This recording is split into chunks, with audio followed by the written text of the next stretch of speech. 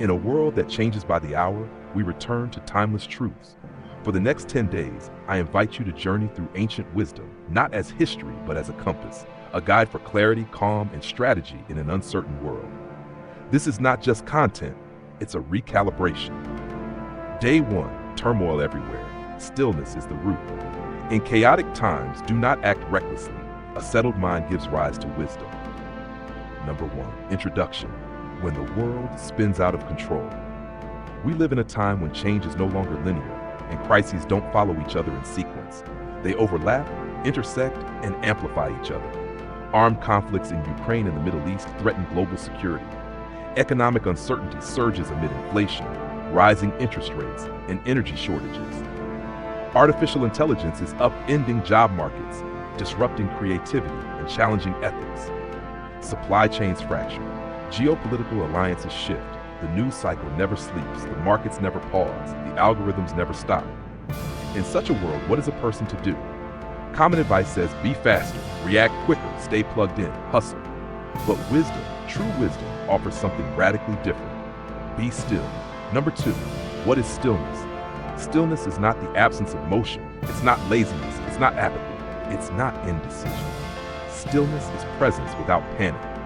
It is clarity without chaos. It is the deep inner quiet that allows us to see clearly when the world shouts. To be still is not to stop acting. It is to ensure that our actions are born from intention, not impulse. Number 3, ancient voices on the power of stillness. Across centuries and civilizations, the wisest have told us the same thing. Confucius taught, only those who are still can find peace. From peace comes clarity. From clarity comes decision. Lao Tzu wrote, those who master stillness can govern all under heaven. Sun Tzu said, amidst chaos remain calm. Amidst disorder, be composed. Marcus Aurelius observed, you have power over your mind, not outside events. Realize this and you will find strength. Whether Eastern sage or Western stoic, they all pointed to this truth. A calm mind is the clearest compass in a chaotic world. Number 4, why the world needs stillness now. 4.1, because anxiety is the new default. Modern life is designed to keep us restless. Every alert, every ping, every post pulls at our attention. We are constantly reacting, rarely reflecting. Stillness breaks the loop. It gives us back our agency. It reminds us that we can choose how we respond. 4.2, because leadership without stillness is dangerous.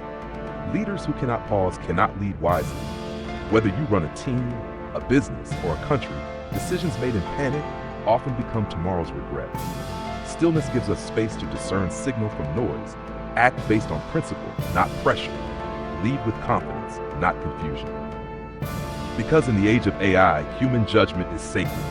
AI can do many things, analyze data, simulate speech, generate content, but it cannot be wise. Wisdom requires stillness, the ability to hold complexity, to feel deeply, to see beyond the obvious.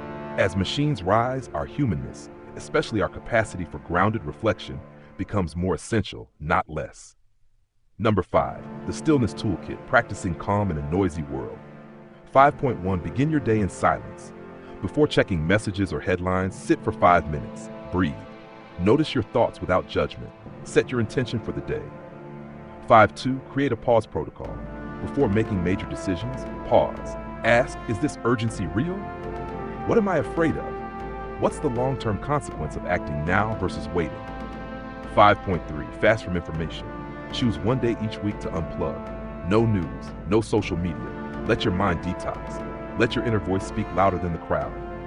5.4, walk without stimulation. No music, no podcast, just walk. Notice the world. Breathe with the trees. Let your mind wander. 5, end your day with reflection. Ask, what stirred me today? Where did I lose myself? When was I most present? Write it down. Build a map back to your still center. Number 6, stillness is not weakness. It is mastery. Stillness is misunderstood in modern culture. We worship speed. We glorify hustle. We mistake movement for momentum. But nature tells another story. The deepest rivers move silently. The strongest trees sway slowly. The most resilient people think before they speak.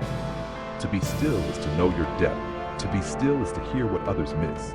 To be still is to respond, not react. Number 7, real-life leaders who embody stillness. Nelson Mandela, after 27 years in prison, walked out not with rage but with clarity. His stillness became the foundation for national healing. Angela Merkel, known for her quiet demeanor, steered Europe through multiple crises, not with drama, but with calm resolve. Vong Nguyen Giap, general of the Vietnamese army, won not with speed, but with patience, resilience, and strategic calm. History honors not the loudest, but the most anchored. Number 8, stillness as resistance.